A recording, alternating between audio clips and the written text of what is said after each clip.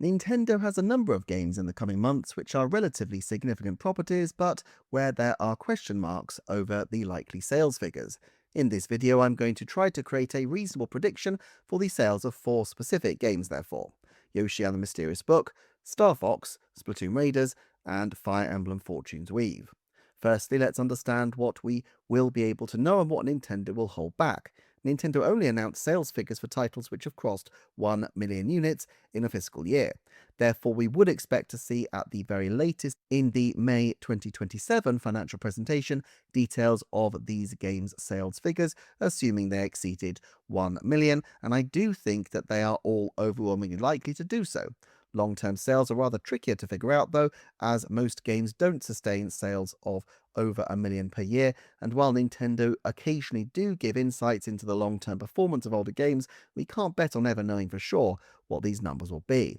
As a result, we need to consider these game sales as a function of the Switch 2's install base in the current financial year, which obviously puts an absolute cap in terms of the numbers that could be sold far lower than games on the legacy Switch, because the system will have top whack 40 million units out there by the end of the fiscal year, and probably something in the mid-30s by next March. Now, estimating sales is actually something I consider especially tricky in this case. With anticipating Nintendo's actions, as random as they sometimes appear, there are certain patterns and rhythms that can be detected, but how a game appeals to the market at any specific time has so many different factors, and each of these 4 games have different profiles and different reasons why they might be successful or why they could trip up, not least including the quality of the games themselves when the reviews come out. For each game though, I'll go through my general perceptions and expectations, and I'll put this into the percentage forecast forms I use for tracking at the end of the video. Let's start with Yoshi and the Mysterious Book. Going for it, the price point is a relatively affordable $50, and it's arriving in the wake of a Super Mario Galaxy movie, which included a good amount of Yoshi content. Nintendo didn't confirm information in March 2019 of the initial sales of Yoshi's Crafted World, except that it outpaced other titles in the series and had what they called a relatively high percentage of female consumers. It wasn't really the best placed in terms of being able to report sales though, since it released so late in the 2018 to 2019 fiscal year that it probably sold very, very few copies right out of the gate, and sold most of its copies in the following year. In December 2022, though, it was reported that the game had sold 3.22 million copies, but I rather suspect that this was due to a long tail of casual players rather than a massive surge out of the gate, and so we need to try to discount 3.5 years of selling at a trickle, especially during the pandemic. I feel like this is likely to hit 1 million in the fiscal year, especially since it's releasing so early in the period, but I'm not sure whether the first quarter sales will show this quite yet, and my guess is that Mysterious Book will do relatively well this Christmas and be in the ballpark of 1 to 2 million, probably on the high end of that, by March 2027. Let's move on then to Star Fox. This is an even trickier one because historically Star Fox sales have been quite low and incredibly inconsistent, with only the original and Star Fox 64 strongly into the multiple million seller territory as far as we can tell. Now, I don't think the fact that this is a remake is enormously problematic for Nintendo necessarily. Look at Link's Awakening, which comfortably outpaced its predecessors in terms of sales.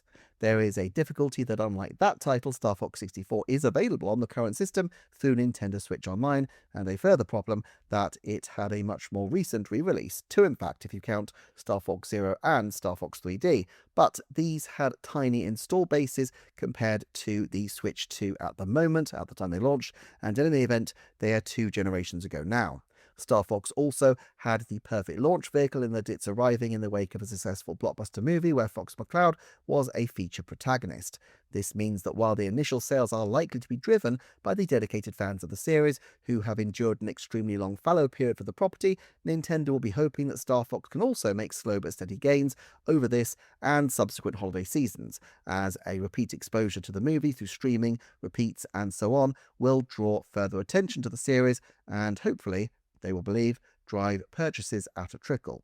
The game also has the benefit of being $50, which is a good price for these kind of win purchases, although notably this strategy didn't seem to do much good for Metroid Prime Remastered at $40 in 2023. Of all the games here, this is the one that probably has the riskiest journey to 1 million, but I do think there's enough hype behind Star Fox and enough goodwill towards a new game that it should comfortably achieve it. There is already some evidence that sales are outpacing early expectations. I saw a Player Essence video earlier noting that the game was briefly out of stock on Amazon today. But Nintendo likely started with low shipments anyway, based on past performance. Ultimately, I'd anticipated hitting a similar kind of number to Yoshi in the 1 to 2 million range and on the low end of that, but I also think it has a far wider potential range because there are so many uncertainties bound up with it.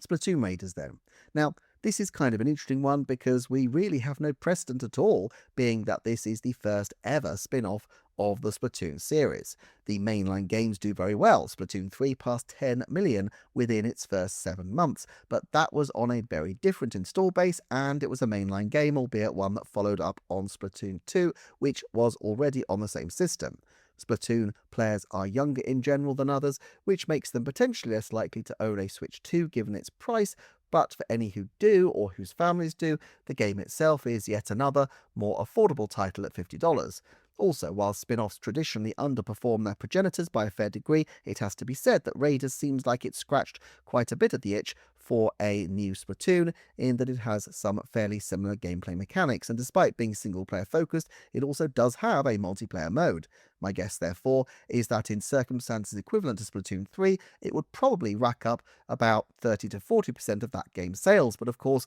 launching early on Switch 2 is not the equivalent to being, as Splatoon 3 was, the first AAA title after a massive dry spell on a red-hot system in 2022. Therefore, I could see it comfortably clearing 1 to 2 million by the end of September, and potentially at a push 3 million by the end of December, but I don't see it going drastically higher than that. My central estimate would probably be the high 2 millions to low 3 millions by March 2027, although I must say I really hope this one does significantly better, as it does look amazing. Finally, Fire Emblem Fortune's Weave, which is the only game at the time of writing not to have a release date, and of course there is the precedent of Three Houses slipping into the next year, which could change things slightly, but let's look at it and see what might happen. There are pros and cons to Fire Emblem's position right now. With Fire Emblem Heroes, the property has a very strong standing, but not all games are guaranteed a good reception, with engages numbers being fairly anemic. Three Houses racked up 2.87 million in its first fiscal year, but it released very likely earlier in the year compared to what we might expect from Fortune's Weave. And of course, it released on a console with a slightly larger install base, and it synced fairly close to the release of the Switch Lite, an effective successor to Nintendo's handheld lines where Fire Emblem had enjoyed considerable recent success. Three Houses is effectively on the same system as the Switch 2, and so I expect that the effect of the second game subtly underperforming the first to be an issue for Fortune's Weave, and of course if the game doesn't launch until December or even the beginning of next year, the selling window could be quite short. Therefore, I expect this to be on or around the 2 million mark, but probably a little bit under. Now, in terms of how to render these general bullseyes into meaningful forecasts, I'll use my broadest likelihood range, 90%, to set what I think are the extreme ends, and then narrow down from there. I think Yoshi and Splatoon Raiders are 90% likely to sell more than 1 million in the fiscal year, while Star Fox and Fortune's Weave, which of course could potentially still slip to 2027, are only 70% likely, although I think they probably will. The higher end bars are far trickier though. I think Yoshi and Fire Emblem have the easiest ceilings to identify, but Star Fox really could catch a moment because of the film, and Splatoon is so untested, so while I think it's unlikely any of these will reach these numbers, I'm putting the ceilings at 4 million for Yoshi, 7 million for Star Fox, 7 million for Raiders, and 4 million for Fire Emblem Fortune's Weave. As I say, very unlikely that they will meet any of these, but of course it is a 90% thing, so it's possible that something could really explode if Star Fox really catches a moment, for example, and becomes some kind of massive seller.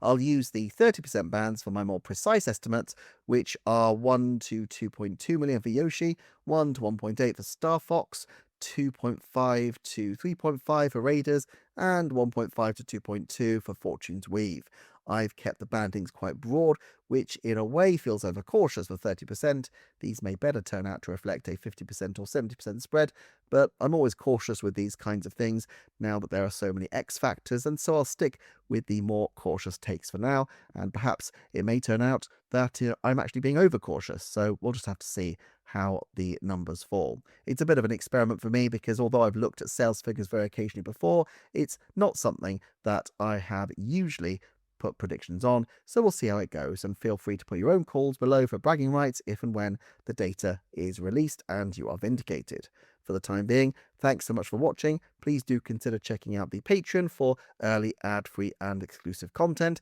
and I'll see you next time for another Nintendo Forecast.